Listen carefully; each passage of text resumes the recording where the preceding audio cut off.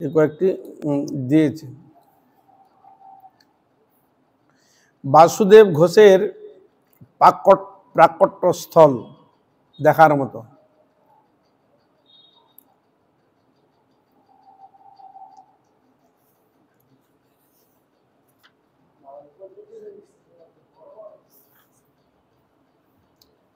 ছিল বাসু ঘোষ, গোবিন্দ ঘোষ, মাধব ঘোষ।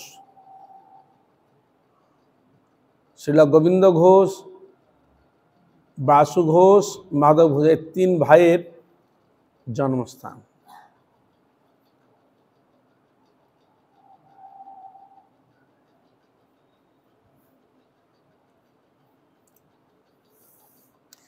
চৈতন্য চরিতামৃতের মধ্যে সেখানে বর্ণিত রয়েছে, বাসুদেব গীতে করে প্রভুর বর্ণনে, কাষ্ঠ পাষাণ দ্রবে যাহার শ্রবণে। তিনি খুব ভালো কীর্তন করতেন, পদ রচনাও করতেন। মহাপ্রভুর সম্বন্ধে এত সুন্দর কীর্তন বর্ণন করলেন, যেখানে কাঠ পাষাণ দ্রবীভূত হয়ে যায়, অর্থাৎ গলে যায়। এই তিন ভাইয়ের মধ্যে ছিল বাসুদেব ঘোষের গৌরগাথা পদাবলী মনকে বড়ই দোলা দেয়। তিনি মহাপ্রভুর সম্বন্ধে অনেক কীর্তন রচনা করেছেন। বাসুদেব ঘোষ যেমন আমরা পাই, জয় জয় জগন্নাথ সচির নন্দন, ত্রিভুবন করে যার চরণ বন্দন। এটা বাসুদেব ঘোষের, মহাপ্রভু সম্বন্ধে লিখছেন। লীলা চলে শঙ্খ চক্র গদা পদ্মধর, নদিয়া নগরে দণ্ড কমণ্ডলু কর। কেহ বলে পুরবেতে রাবণ বোধেলা, গোলকের বৈভব লীলা প্রকাশ করিলা। শ্রীরাধার ভাবে গোরায় অবতার, হরে কৃষ্ণ নাম প্রভু করিলা প্রচার। হরে কৃষ্ণ কৃষ্ণ কৃষ্ণ হরে হরে, হরে রাম রাম রাম হরে হরে। হরে কৃষ্ণ নাম প্রভু করিলা প্রচার। বাসুদেব ঘোষ বলে করি জোড়ো হাত, যেই গৌর সেই কৃষ্ণ সেই জগন্নাথ। যেই গৌর সেই কৃষ্ণ সেই জগন্নাথ। এক কীর্তন, আর এক কীর্তন এখানে দিয়েছে, অনেক কীর্তন করেছে। গৌরাঙ্গ তুমি মোরে দয়া না ছাড়িও, গৌরাঙ্গ তুমি মোরে দয়া না ছাড়িহ। আপন করিয়া রাঙা চরণে রাখিব, আপন করিয়া রাঙা চরণে রাখিব। গৌরাঙ্গ তুমি মোরে দয়া না ছাড়িহ। তোমার চরণ লাগি সবতে আগিন, তোমার চরণ লাগি সবতে আগিন। শীতল চরণ পাইয়া শরণ লইনু, শীতল চরণ পাইয়া শরণ লইনু। একুলে ও কুলে মুই দিনু তিলাঞ্জলি কোলে ও কুলে মুই দিনু তিলাঞ্জলি রাখিও চরণে মোরে আপনার বলি গৌর রাখিও চরণে মোরে আপনার বলে গৌরাঙ্গ তুমি মোরে দয়া না ছাড়ে আপন করিয়া রাঙা চরণে রাখিও বাসুদেব ঘোষ বলে চরণে ধরিয়া বাসুদেব ঘোষ বলে চরণে ধরিয়া কৃপা করি রাখো মোরে গৌর কৃপা করি রাখো মোরে পদ ছায়া দিয়া গৌরাঙ্গ তুমি মোরে দয়া না ছাড়িও। এরকম ছিল বাসু ঘোষ মহাপ্রভুর সম্বন্ধে এরকম অনেক ভক্তি বিষয়ক গ্রন্থ এই পদাবলী কীর্তন রচনা করেছে।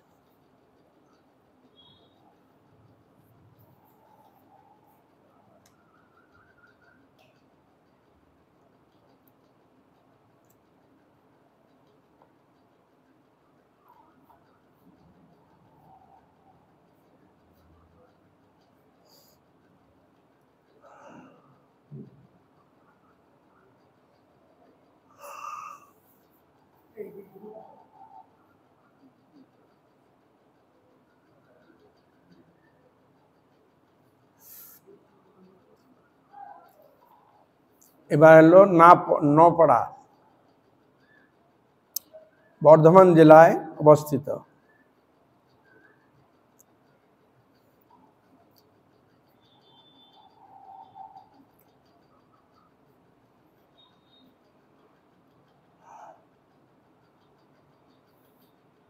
কুলাই থেকে বেশি দূর পথ নয়, অজয় নদীর তীরে এই তীর্থ অবস্থিত নপাড়া। মহাপ্রভু সন্ন্যাসের পর 3 দিন রাড়ে আবেশে ভ্রমণ করেছিলেন। মহাপ্রভু সন্ন্যাস গ্রহণ করার পর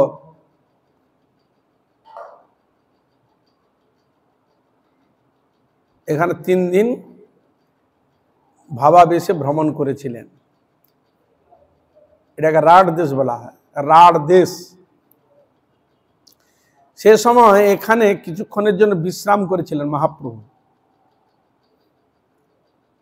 নপাড়া বাস স্ট্যান্ডে নেমে গ্রামের ভিতরে 5 থেকে 7 মিনিট হেঁটেই এই বিশ্রামতলা অজয়ের তীর, অজয় নদীর তীরে।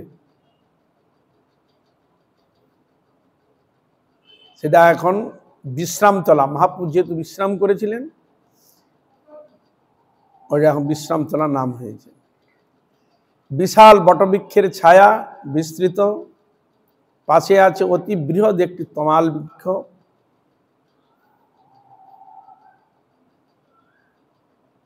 ও সে গাছ কিছু এখনো রয়েছে।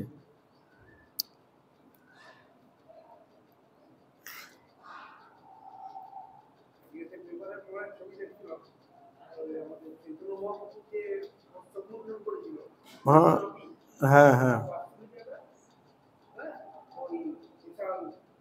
হ্যাঁ, আচ্ছা আচ্ছা আচ্ছা আচ্ছা।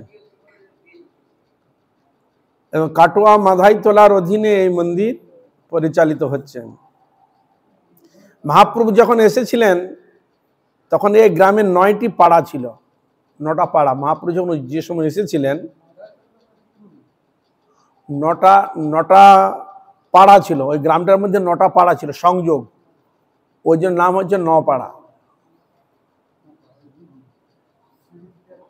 হ্যাঁ, যেমন আমরা এখানে আদি সপ্তগ্রাম বলি, ওটা 7টা ছিল। হ্যাঁ হ্যাঁ, সেরকম ওই নপাড়া 9টা গ্রাম মিলে একটা ছিল, এই যে নপাড়া বলা হয়। তখন প্রভু এই নপাড়ার মধ্যে এক ব্রাহ্মণ পাড়ায় ভিক্ষা করেছিলেন। ভিক্ষা চেয়েছিলেন যে ভিক্ষা দাও, ভিক্ষা দেয়নি কেউ। ওখানে গিয়ে মহাপ্রভু ভিক্ষা চাইলেন, ভিক্ষা কেউ দেয়নি। সেই থেকে ব্রাহ্মণেরা খুব দরিদ্র হয়ে যায়, বুঝলেন।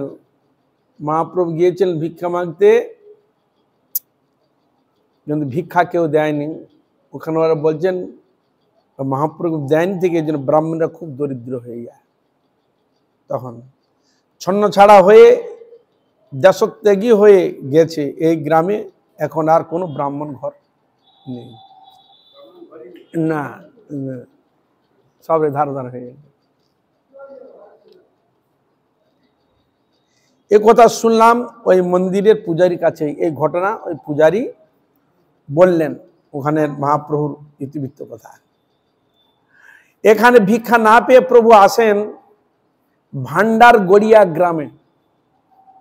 ভান্ডার গড়িয়া বলে একটা গ্রাম আছে, সে গ্রামে আসেন। গ্রামীণেরা চাল ডাল যা কিছু ছিল উজাড় করে ভিক্ষা দিল মহাপ্রভুকে। প্রভু আশীর্বাদ দিলেন যে এই গ্রামে কোনোদিন অভাব থাকবে না।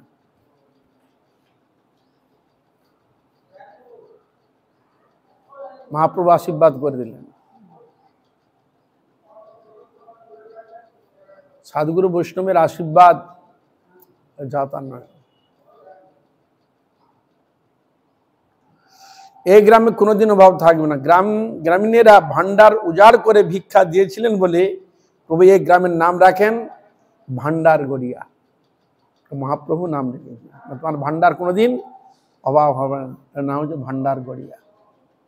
এই বললেন প্রভু এই গ্রামের নাম রাখেন ভান্ডার গড়িয়া, মহাপ্রভুই নাম রেখেছিলেন। সেই ছায়া সুনিবিড় বর্তমানকে প্রণাম জানিয়ে জ্ঞানদাস কান্দ্রাতে আসা যায়। কান্দ্রা বর্ধমান জেলা অবস্থিত। বর্ধমান জেলা যেহেতু নবদ্বীপ আর বর্ধমান ডিস্ট্রিক্ট একই সঙ্গে লাগোয়া, তো মানে অনেক মহাপ্রভুরও পরিকরের স্থান মানে নদিয়া জেলা এবং বর্ধমান জেলা প্রায় এধার ওধার হয়ে অনেক রয়েছে। কান্দ্রা এটি একটি বৈষ্ণব তীর্থ। পদকর্তা জ্ঞানদাসের শ্রীপাঠের জন্য এই ধাম বিখ্যাত। এখানে জ্ঞানদাস ইনিও পদকর্তা, জ্ঞানদাস এখানে জন্য আমরা ইনিও যেন পদকর্তা মহাপুরুষ সম্বন্ধে লিখেছেন। জ্ঞানদাসেরও পদাবলী রয়েছে, তিনিও লিখেছেন। পদাবলী সাহিত্যে অনেকাংশে এই পদকর্তার পদাবলী স্বমহিমায় প্রতিষ্ঠিত হয়ে আছে। কবি বিদ্যাপতি, চণ্ডীদাস সেই সব নাম দিচ্ছে। কোন কোন ভক্তের এরকম চরিত্র দেখা যায়, বিদ্যাপতি, চণ্ডীদাস, গোবিন্দ দাস। পদাবলীর সাথে জ্ঞানদাসের পদাবলী সুপ্রসিদ্ধ।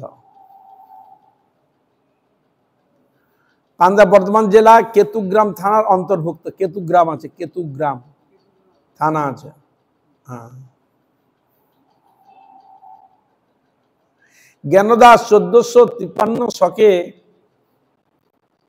রাঢ়ী ব্রাহ্মণ বংশে জন্মগ্রহণ করেন। জ্ঞানদাস নিত্যানন্দ শাখা ও শ্রী জাহ্নবা মাতা ঠাকুরানীর শিষ্য। ইনি নিত্যানন্দ শাখা এবার জাহ্নবা মাতাকে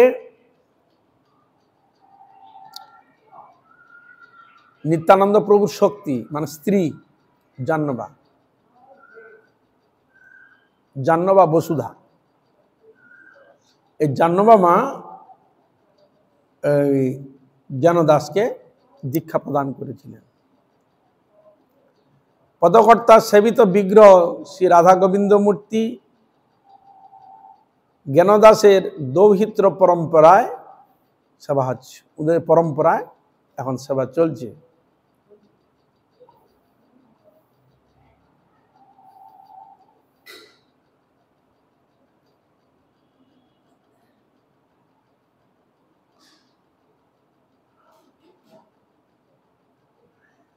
একটি কথা বলছেন মন্দির সংলগ্নে একটি মৃত নিম গাছের স্বল্পাংশ বাঁধানো আছে।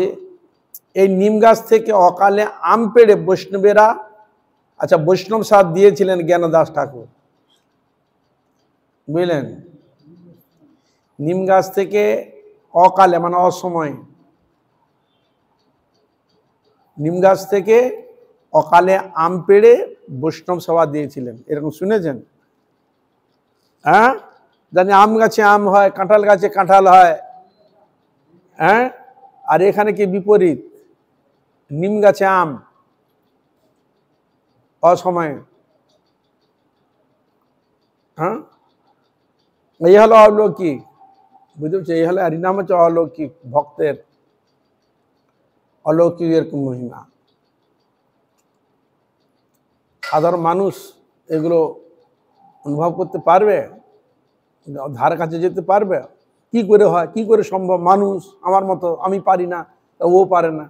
এগুলো ঈশ্বর প্রদত্ত জিনিস, এগুলো বিশেষ কাজকে এবং সাধিত করে।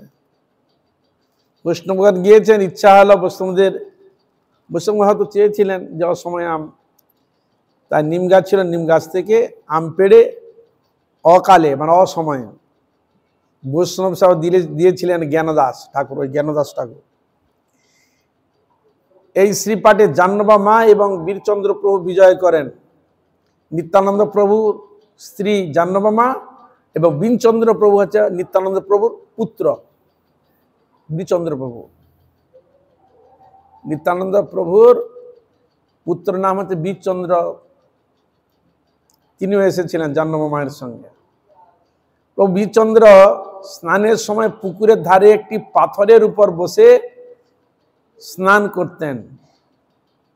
কালান্তরে সে পাথরটি পুকুর ধারে রাখা নিরাপদ নয় বিবেচনা করে সেবকরা মন্দির সিংহাসনের সামনে সিমেন্ট করে রেখেছেন, বুঝলেন?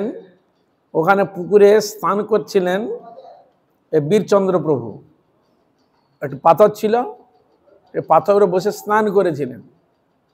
যেহেতু পরম ভক্ত নিত্যানন্দ প্রভুর পুত্র,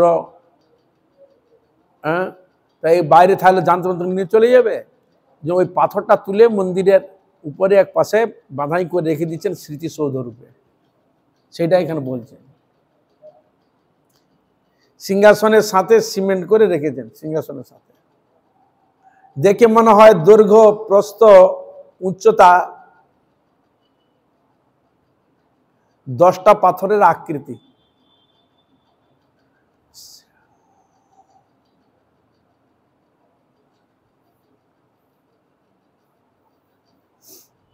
আমরা আগে বলেছি কান্দ্রা একটি বৈষ্ণব তীর্থ। এখানে মঙ্গল ঠাকুরের শ্রীপাঠ, কত বৈষ্ণব কে কোথায় আছে আমরা জানি, বিশেষ বিশেষ ক্ষেত্রে সেসব স্থান মহিমার ক্ষেত্রে এরকম কিছু কিছু বৈষ্ণবগণের অপ্রাকৃত চরিত্র জানা যায়।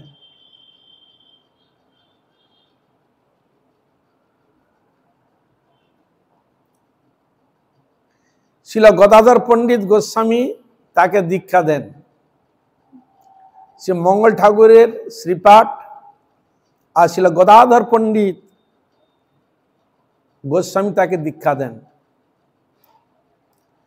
ও গৌরাঙ্গ গোপাল বিগ্রহ সেবা দেন এবং তাকে মহাপ্রভুর গোপাল বিগ্রহ তাকে সেবা করার জন্য দান করেন। মঙ্গল ঠাকুর 3 পুত্রের হাতে 3 দেবতার সেবা দেন। পুত্র 3 জন, 3 জনের হাতে 3টি ঠাকুর দিয়ে দিয়েছে, বাবা তোমরা সেবা করবে। তাহলে রাধা বৃন্দাবন চন্দ্র, রাধা বল্লভ, রাধাকান্ত, এই 3টি ঠাকুর 3টি ছেলের উপর দিয়ে দিয়ে তোমরা সেবা করো।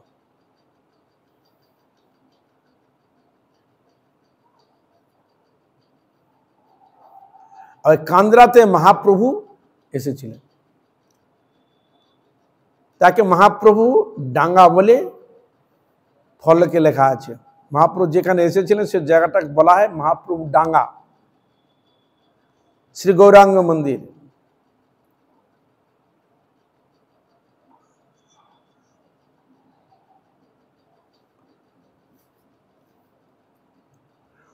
কান্দ্রাতে আর আছে সুন্দরানন্দের শিষ্য জয় গোপালের শ্রীপাঠ। সুন্দরানন্দ ঠাকুর বন্দিব বড় আসে, ফুটালো কদম্ব ফুল জম্বীরের গাছে। এই সুন্দরানন্দ ঠাকুর মহাপ্রভু পরিকর ছিলেন। ইনি অসময়ে জম্বীর মানে জাম গাছ, জাম কালো কালো যে মনে হয় না কি জাম গাছ হয়, তো জাম গাছে কদম্ব ফুল ফুটিয়েছিলেন।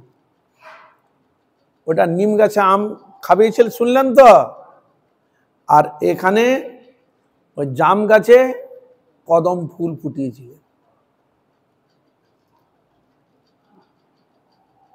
দেখলেন তো বিপরীত।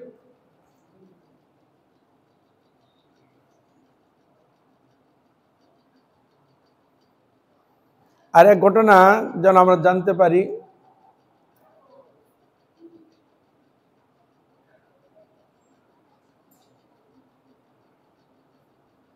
সে রেমুনাতে মনে হয় ঘটনাটা যথাসম্ভব। ওইখানে মহাপ্রভু পরিকররা তারাই ওখানে রয়েছেন, ঠাকুর দর্শন করছেন।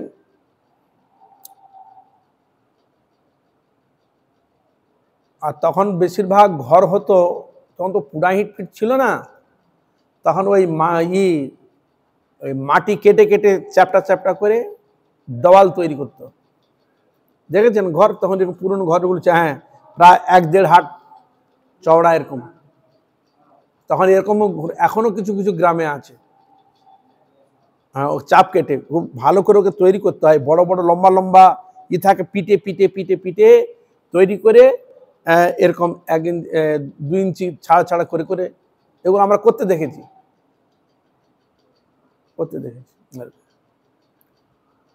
তা উনি ওইখানে আছেন তো রমুনাতে।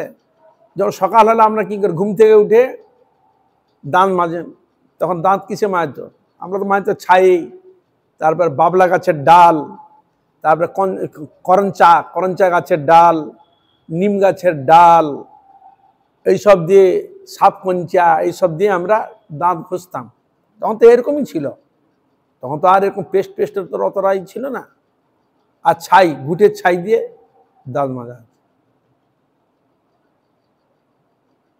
তখন তো এইসব ছিল এরকম। যাই হোক, অনেক পুরনো, তখন আরো অন্যরকম। তাহলে উনি সকালে ঘুম থেকে উঠে দাঁত মাজে ঘর থেকে বেরিয়ে এসছেন, আর একটা দেখছে একজন মানে মুসলমান ফকির, ওই কিছু সাধারণ ফার্ম জানে মনে হয়, একটা বাঘের পিঠে চড়ে আসছে, বাঘের পিঠে চড়ে, হ্যাঁ বাঘের পিঠে চড়ে আসছে। সবাই অবাক, হারি একটা হিংস্র প্রাণী, হ্যাঁ তার কিরকম তাকে বশ করেছে, তার পিঠে উপরে চড়ে যাচ্ছে, অবাক হবেই, হওয়াটাই স্বাভাবিক। আর ওই নতুন ঘর যে তৈরি করেছিল, যে চাপ দিয়ে যে বানিয়েছিল, আর উনি ওই চাপে উড়ে বসে পা দিয়ে মারাচ্ছে, ঘুরপাক খাচ্ছে আর দাঁত মাজছে। আর ওই ফকির নিয়ে আসছে, পুরো দেখতে পেয়েছে, বুঝলেন? ও তোমরা দেখো, তোমরা দেখেছ? ফকির বলছে দেখেছ কোনোদিন হিংস্র প্রাণী বাঘ যে দেখলে হালম করে খেয়ে নেয়? দেখো আমি বাঘকে আমি বসে করেছি, দেখতে পেয়েছো? তোমরা পারবে? এরকম বলছে আর কি। তার উনি যে দাঁত মাজছিলেন, বললেন আরে এ তো ভগবান তাকে চেতন দিয়েছে, তার ক্ষমতা সেরকম আছে, যে হোক কিছু জানে, তাকে একটা বশ করেছে, চলে গেল। তখন বলে আমি এই দেওয়ালটাকে চালাব, দেওয়াল দেওয়াল। তখন উনি বলে দেওয়াল তুই চল, দেওয়াল তুই চল। তখন দেওয়াল চলতে আরম্ভ করেছে। এত নালে প্রাণ আছে চলছো, কিন্তু অত আর প্রাণ নেই, কিন্তু তিনি দেওয়াল চালিয়ে দিয়েছিলেন।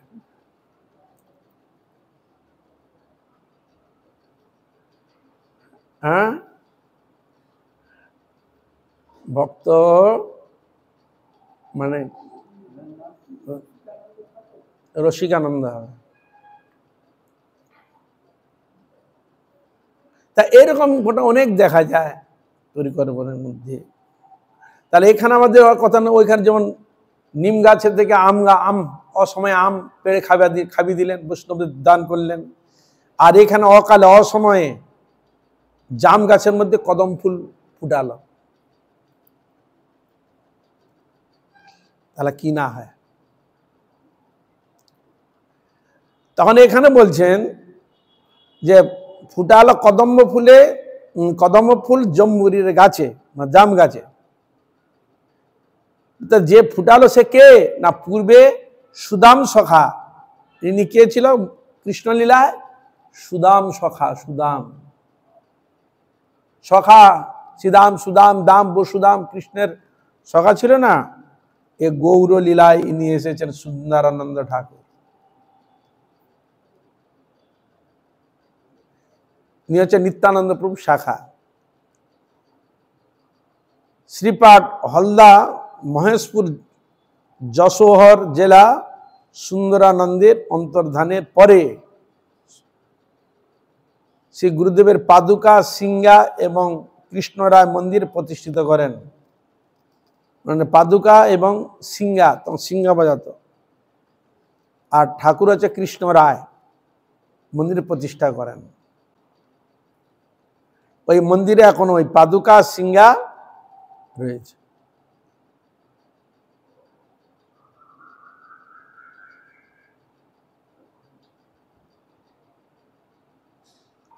এক ঘটনা, শ্রী গুরুদেবের প্রসাদ লঙ্ঘন করায়, জয়গোপাল গুরুদেবের প্রসাদ লঙ্ঘন করায় শ্রী বীরচন্দ্র গোস্বামী কর্তৃক বৈষ্ণব সমাজ থেকে বহিষ্কৃত হয়। জয়গোপালকে মনে তার গুরুদেব প্রসাদ দিতে চেয়েছিলেন, কিন্তু সে প্রসাদ নেননি, লঙ্ঘন করেছিল। এই জন্য বীরচন্দ্র গোস্বামী তাকে বৈষ্ণব সমাজ থেকে বহিষ্কৃত করেছিলেন। বৈষ্ণব সদাচারগুলো ধার করে।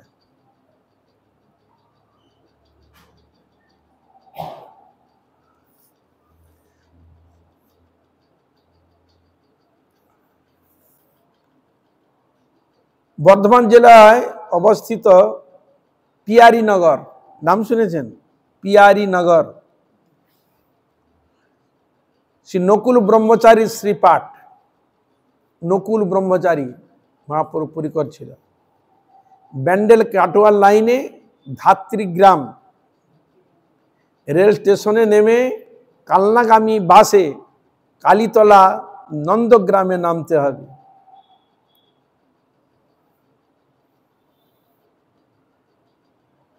অথবা বাঘনাপাড়া স্টেশনে নেমে ভ্যান রিক্সা করে আসা যায় নন্দগ্রাম কালীতলায়।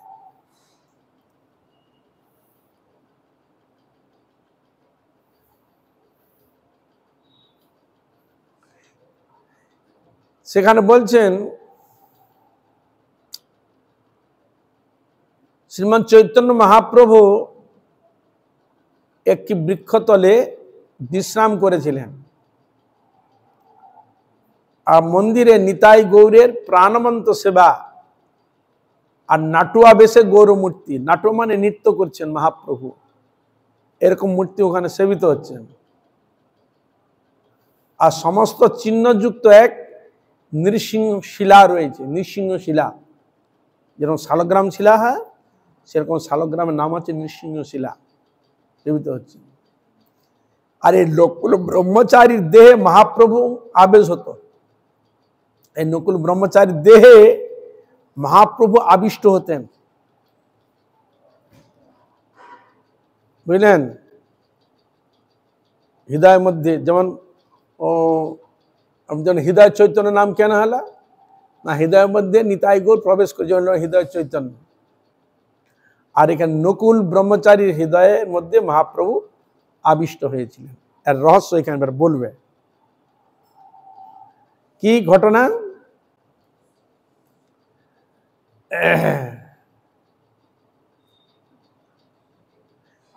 এই যে নকুল ব্রহ্মচারীর দেহে মহাপ্রভু আবেশ হতো, তা সত্য কিনা পরীক্ষার জন্য শিবানন্দ সেন ঠাকুর যান। শিবানন্দ প্রভু নাম শুনেছেন? সেন শিবানন্দ মহাপ্রভু পরিকর ছিল। এখন নকুল ব্রহ্মচারীর দেহে যে মহাপ্রভু আবিষ্ট হয়েছেন সবাই বলছে, উনি বলে আমাকে পরীক্ষা করব, আমি পরীক্ষা করবো। শিবানন্দ সেন বললেন, পরীক্ষা করতে গিয়েছেন। কি বলো? অম্বুয়া মূলকে হয় নকুল ব্রহ্মচারী, পরম বৈষ্ণব তেহ বড় অধিকারী। গৌড় দেশের লোক নিস্তারিতে মন হইল, নকুল হৃদয় প্রভু আবেশ করিল। মহাপ্রভু বিভিন্ন দেশে বিভিন্ন জায়গায় হরিনাম প্রচার আদি করেছেন, কৃপা করেছেন। যখন গৌড় দেশে যখন এসে উপস্থিত হলেন, যখন মন হলো উদ্ধার করবেন, তখন নকুল হৃদয়ে প্রভু আবেশ হলো। নকুল হৃদয়ের মধ্যে মহাপ্রভু আবেশ হয়ে গেছে। গ্রহস্থ প্রায় নকুল প্রেমাবিষ্ট হইয়া, হাসে কান্দে নাচে গায় উন্মত্ত হইয়া। মহাপ্রভু যখন হৃদয়ে প্রবেশ করেছে, তাহলে কি হবে? মহাপ্রভুর যে ভাব, সে ভাব প্রকাশ পাবে। কি হরে কৃষ্ণ, কারণ তার ভিতরে সে প্রবেশ করেছে। তো তা মহাপ্রভু যে ভাবে থাকেন, সেই ভাবতে প্রকাশ আরম্ভ হয়ে গেছে। তখন তিনি করছেন, মহাপ্রভু যে আবিষ্ট হলেন, তখন নকুল ব্রহ্মচারী হাসছেন, কাঁদছেন, উন্মত্ত পাগলের মতো প্রায় হয়ে গেছে। কি কি বিকার আসছে তখন বলছেন, অশ্রুকম্প স্তম্ভে সাত্বিক বিকার, নিরন্তর প্রেমে নিত্য সগণ হুঙ্কার। খুব হুঙ্কার দিচ্ছে, অশ্রু হচ্ছে, হরির শরীর কাঁপছে, স্তম্ভের মতো হয়ে যাচ্ছে, ঘাম বেরোচ্ছে। মানে পুরো মহাপ্রভু যেরকম অষ্ট সাত্বিক ভাব, রাধা ভাবিত যেরকম ভাবগুলো হতো, তার মধ্যে এরকম পূর্ণ ভাব প্রকাশ হয়েছে, আর হুঙ্কার করছে। তৈছে গৌরকান্তি তৈছে সদা প্রেমাবেশে। এবং কি গায়ের রঙও চেঞ্জ হয়ে গেছে। মহাপ্রভু গায়ের রং পুরো এসে গেছে, সম্পূর্ণ চেঞ্জ। তৈছে গৌরকান্তি তৈছে সদা প্রেমাবেশে, তাহা দেখিবারে আইছে সর্বগৌড় দেশে। এরকম যখন প্রচার, তখন সকালে এসে হাজির হয়েছে। সবাই দেখতে, চল চল চল, নকুল ব্রহ্মচারী তো এরকম কোনোদিনও হয় না, চল দেখাচ্ছি, চল। নাকি মহাপ্রভু, সবাই বলছেন মহাপ্রভু আবেশ হয়েছে তার মধ্যে, চল আমরা দেখতে যাই। সবাই দল মিলে আসে দেখতে। যারে দেখে তারে কহে কৃষ্ণ, কহ কৃষ্ণ নাম, তাহার দর্শনে লোক হয় প্রেম উদ্দাম। আর তিনি ওই ভাবাবিষ্ট সবাই বলছেন, আপনারা কৃষ্ণ নাম করুন, আপনারা সকলে কৃষ্ণ নাম করুন, হরিনাম করুন। আর তার দর্শনে লোক প্রেম উন্মাদ, তারাও উন্মাদ হয়ে গেছে ভগবানের নাম করতে করতে। চৈতন্যের আবেশ হয় নকুলের দেহে, শুনি শিবানন্দ আইলা করিয়া সন্দেহে। হ্যাঁ,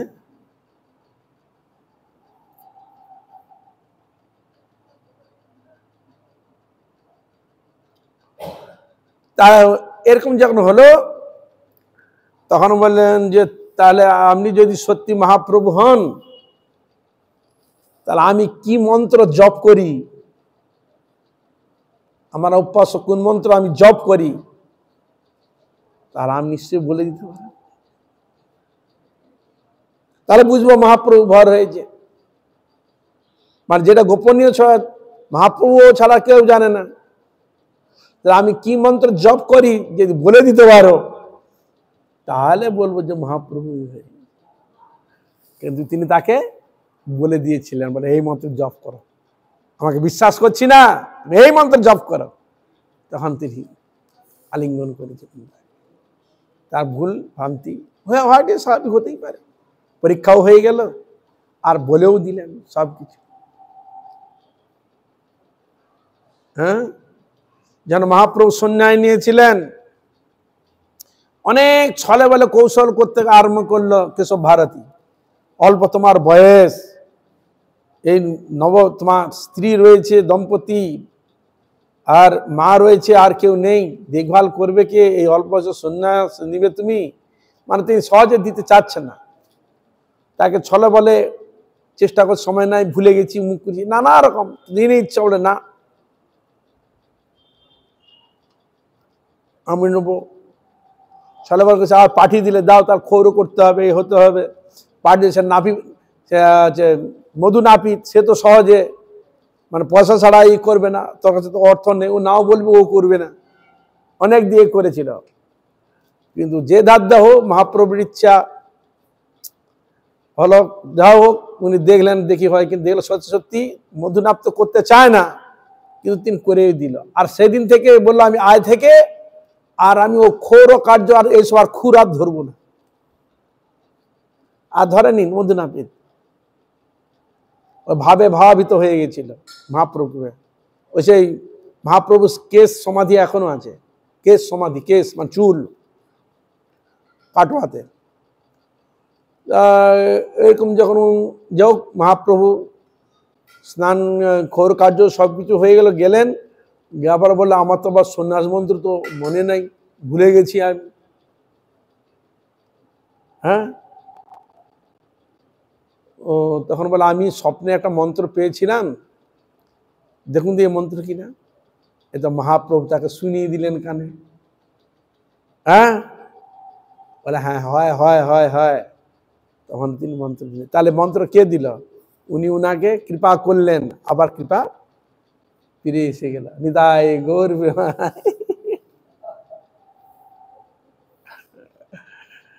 হ্যাঁ, মহাপ্রভু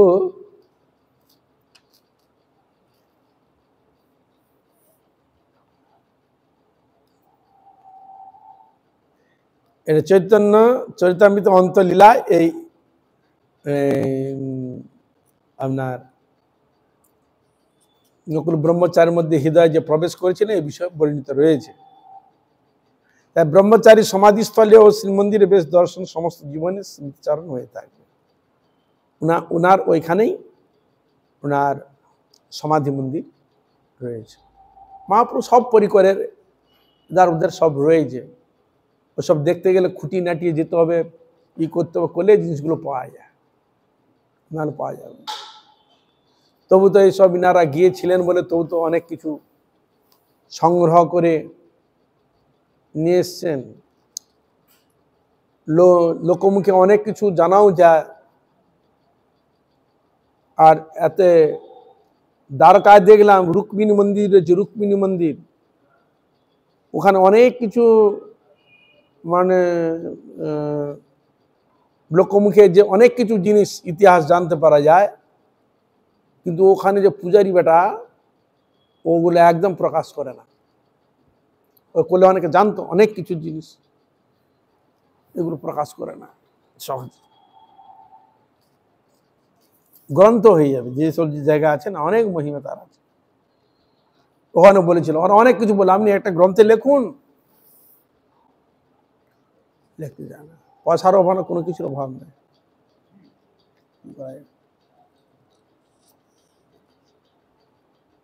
আজ এখানে থাক, সময় হয়ে গেছে। আগামীকাল রামনবমী।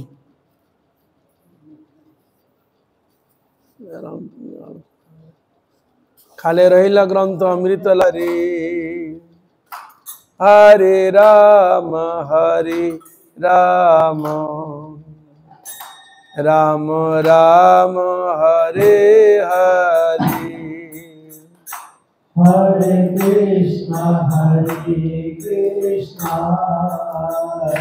কৃষ্ণ কৃষ্ণ হরে হরে, হরে রাম রাম রাম হরে হরে। হরে Krishna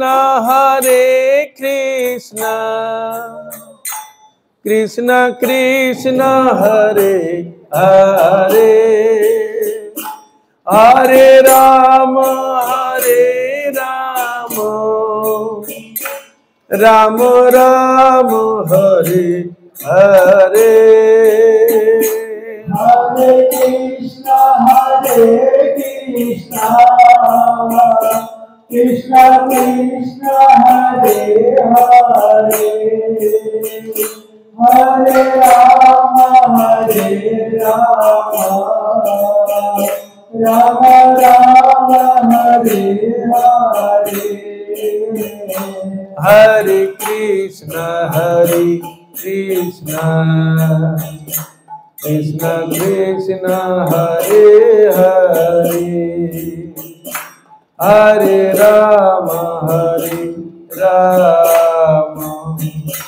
Rama Rama, Hare Hare. Hare Krishna, Krishna Krishna, Hare Hare, Hare Rama, Rama Rama, Hare Hare. Hare Krishna, Krishna Krishna, Hare Hare, Hare Rama, Rama Rama, Hare Hare. Hare Krishna, Krishna Krishna, Hare Hare, Hare Rama, Rama Rama, Hare Hare. Hare Krishna, Krishna Krishna, Hare Hare, Hare Rama, Rama Rama, Hare Hare. Hare Krishna, Krishna Krishna, Hare Hare, Hare Rama, Rama Rama, Hare Hare. Hari Bol, Hari Bol, Hari Bol. Hari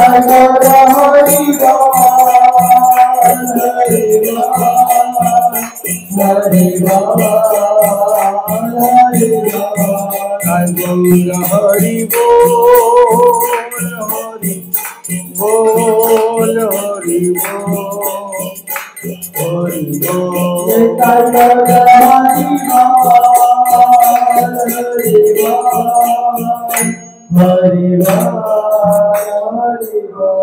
Jai Gaur Premanande.